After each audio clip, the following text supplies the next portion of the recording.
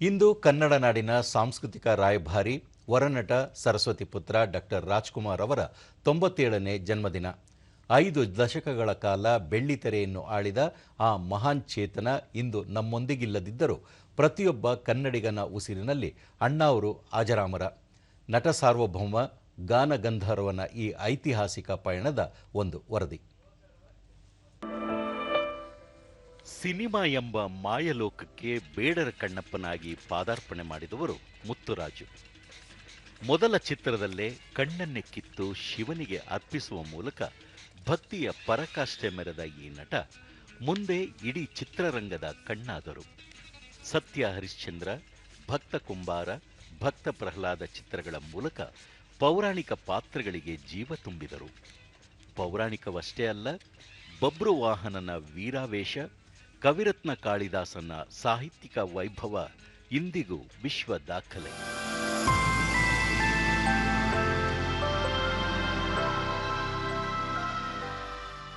ರಾಜ್ಕುಮಾರ್ ಕೇವಲ ನಟನಾಗಿ ಉಳಿಯಲಿಲ್ಲ, ಅವರು ಸಮಾಜದ ಕನ್ನಡಿಯಾದರು. 70ರಿಂದ 90ರ ದಶಕದವರೆಗೆ ರಾಜ್ಕುಮಾರ್ ಕೇವಲ ನಟನಾಗಿ ಉಳಿಯಲಿಲ್ಲ, ಅವರು ಸಮಾಜದ ಕನ್ನಡಿಯಾದರು. 70ರಿಂದ 90ರ ದಶಕದವರೆಗೆ ಅವರ ಚಿತ್ರಗಳು ಜನರ ಜೀವನಾಡಿಯಾದವು. ಬಂಗಾರದ ಮನುಷ್ಯ ಚಿತ್ರದ ರಾಜೀವನ ಪಾತ್ರ ನೋಡಿ ಸಾವಿರಾರು ಯುವಕರು ಹಳ್ಳಿಗಳಿಗೆ ಮರಳಿ ಕೃಷಿ ಆರಂಭಿಸಿದ್ದು ಇತಿಹಾಸ.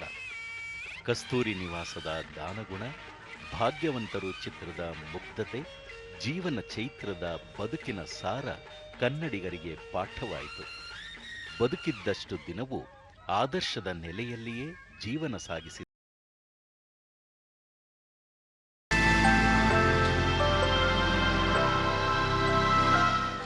ನಾಯಕ ನಟನಾಗಿ ಮಾತ್ರವಲ್ಲದೆ ಅದ್ಭುತ ಗಾಯಕನಾಗಿಯೂ ರಾಜ್ಕುಮಾರ್ ವಿಶ್ವಮಟ್ಟದಲ್ಲಿ ಹೆಸರು ಮಾಡಿದರು. ಪಿ.ಬಿ. ಶ್ರೀನಿವಾಸ್ ಅವರ ಧ್ವನಿಯಲ್ಲಿ ಮೊಳಗುತ್ತಿದ್ದ ರಾಜ್ಕುಮಾರ್ ಮುಂದೆ ಸ್ವತಃ ಹಾಡಲು ಶುರು ಮಾಡಿದಾಗ ಗಾನಗಂಧರ್ವನಾಗಿ ಹೊರಹೊಮ್ಮಿದರು. ಕನ್ನಡ ನೆಲ, ಜಲ ಮತ್ತು ಭಾಷೆಯ ವಿಷಯ ಬಂದಾಗ ರಾಜ್ಕುಮಾರ್ ಸಿಂಹದಂತೆ ಗರ್ಜಿಸಿದರು. ಗೋಕಾಕ್ ಚಳುವಳಿಯಲ್ಲಿ ಮುಂಚೂಣಿಯಲ್ಲಿದ್ದು ಕನ್ನಡಿಗರ ಮನಗೆದ್ದರು. ಅಷ್ಟು ದೊಡ್ಡ ಮಟ್ಟಕ್ಕೆ ಬೆಳೆದರೂ ನಾನು ಮೇಲೆ ಬಂದಿದ್ದು ನಿಮ್ಮಿಂದ ಎಂದು ಅಭಿಮಾನಿಗಳನ್ನೇ ದೇವರು ಎಂದು ಕರೆದ ಮಹಾ ಮಾನವತಾವಾದಿಯಾಗಿದ್ದಾರೆ.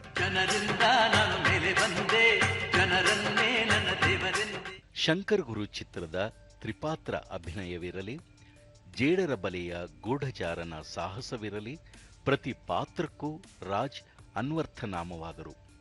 ಕರ್ನಾಟಕ ರತ್ನ, ನಟ ಸಾರ್ವಭೌಮ, ಹೀಗೆ ಬಿರುದುಗಳ ಪಟ್ಟಿಯೇ ದೊಡ್ಡದಿದೆ. ರಾಜ್ಕುಮಾರ್ ಅವರ ಜೀವನದಲ್ಲಿ ಎದುರಾದ ಅತ್ಯಂತ ದೊಡ್ಡ ಸವಾಲು ಅಂದರೆ ಅದು ಕಾಡುಗಳ್ಳ ವೀರಪ್ಪನ್ನಿಂದಾದ ಅಪಹರಣ. 2000 ಸಾಲಿನ ಜುಲೈ 30ರಂದು ಗಾಜನೂರಿನ ಫಾರ್ಮ್ ಹೌಸ್ನಿಂದ ಅಪಹರಿಸಿದಾಗ ಇಡೀ ಕರ್ನಾಟಕವೇ ಸ್ತಬ್ಧವಾಗಿತ್ತು. 108 ದಿನಗಳ ಕಾಲ ದಟ್ಟಾರಣ್ಯದಲ್ಲಿ ಬಂಧಿಯಾಗಿದ್ದರೂ ಎದೆಗುಂದಲಿಲ್ಲ.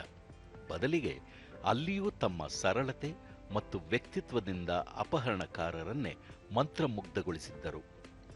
ರಾಜ್ಕುಮಾರ್ ಕಾಡಿನಲ್ಲಿದ್ದಾಗ ನಾಡಿನಲ್ಲಿ ಯಾವುದೇ ಅಹಿತಕರ ಘಟನೆ ನಡೆಯಬಾರದು ಎಂದು ಅವರು ಕಳಿಸಿದ ಆಡಿಯೋ ಸಂದೇಶಗಳು ಅವರ ಶಾಂತಿ ಪ್ರಿಯತೆಗೆ ಸಾಕ್ಷಿಯಾಗಿದೆ.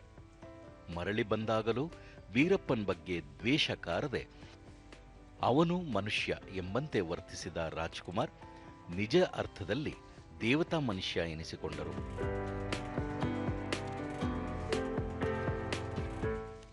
ಒಟ್ಟಾರೆ ಡಾಕ್ಟರ್ ರಾಜ್ಕುಮಾರ್ ಎಂದರೆ ಕೇವಲ ಹೆಸರಲ್ಲ, ಅದೊಂದು ಸಂಸ್ಕೃತಿ, ಕನ್ನಡಿಗರ ಅಸ್ಮಿತೆ. ಅವರು ಭೌತಿಕವಾಗಿ ನಮ್ಮನ್ನು ಅಗಲಿದ್ದರೂ ಅವರ ಆದರ್ಶಗಳು ಮತ್ತು ಸಿನಿಮಾಗಳು ನಮ್ಮನ್ನು ಸದಾ ಮುನ್ನಡೆಸುತ್ತವೆ. ಅಣ್ಣಾವರು ಮತ್ತೊಮ್ಮೆ ಈ ಪುಣ್ಯಭೂಮಿಯಲ್ಲಿ ಹುಟ್ಟಿ ಬರಲಿ ಎಂಬುದು ಕೋಟ್ಯಾಂತರ ಕನ್ನಡಿಗರ ಹಾರೈಕೆ.